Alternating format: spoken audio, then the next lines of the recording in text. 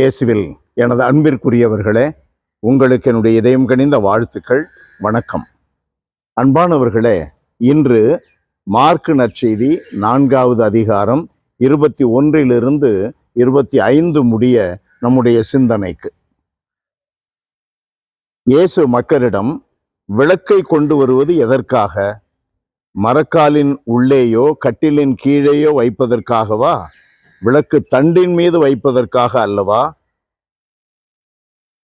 இந்த அருமையான வார்த்தைகளை நமக்கு இன்றைக்கு சிந்தனைக்கு கொடுக்கிறார். அன்பானவர்களே, விளக்கு யாரை குறிக்கிறது? இயேசுவின் மீது நம்பிக்கை உள்ள ஒவ்வொருவரையும் குறிக்கிறது. திருமுழுக்கு பெற்ற ஒவ்வொருவரையும் குறிக்கிறது. அவர்களை விளக்காக இருக்கும்படி அழைக்கிறது. திருமுழுக்கு அழைக்கிறது, நம்பிக்கை அழைக்கிறது.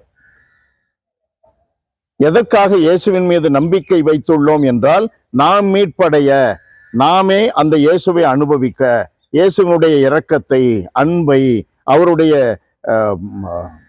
பலமான ஆவியின் ஆற்றலை நாம் அனுபவிக்க மட்டுமல்ல, நாம் அனுபவிக்க வேண்டும். அதை கொண்டு மற்றவர்களை வழிநடத்த வேண்டும். மற்றவர்களும் இயேசுவை சுவைக்க அழைக்கப்பட வேண்டும்.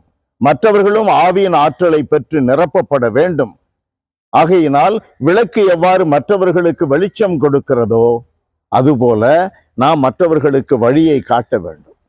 மற்றவர்களை ஊக்குவிக்க வேண்டும். மற்றவர்களை கண்டித்து திருத்த வேண்டும். வார்த்தையினால் என்று மட்டும் நாம் நினைக்க கூடாது. நம்முடைய வாழ்வு மற்றவர்களுக்கு மனசாட்சியாய் அமைய வேண்டும். அப்பொழுது என்ன நடக்கிறது? அவர்களும் இயேசுவிடம் வருகிறார்கள். ஒளி யாரை குறிக்கிறது? இயேசுவை குறிக்கிறது. இயேசு சொல்லுகிறார், 8வது அதிகாரம் 12 யோவான் நற்செய்தி என்ன சொல்லப்படுகிறது? நானே உலகின் ஒளி, என்னை பின்பற்றி செல்பவன் இருளில் நடவான்.